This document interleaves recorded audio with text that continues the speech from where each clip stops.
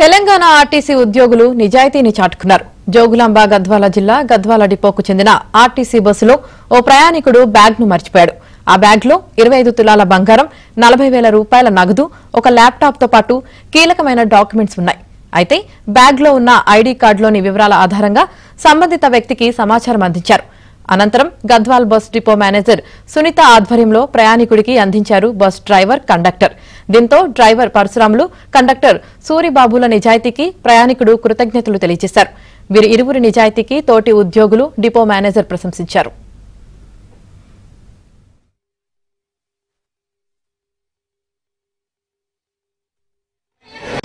బస్సులో చెక్ చేయగా ఒక బ్యాగ్ దొరికింది మాకు. అందులో చెక్ చేస్తే వాళ్ళ ఐడి కార్డు దొరికింది. అందులో 40,000 రూపాయల పైసలు, 25 తులాల బంగారం కూడా ఉంది.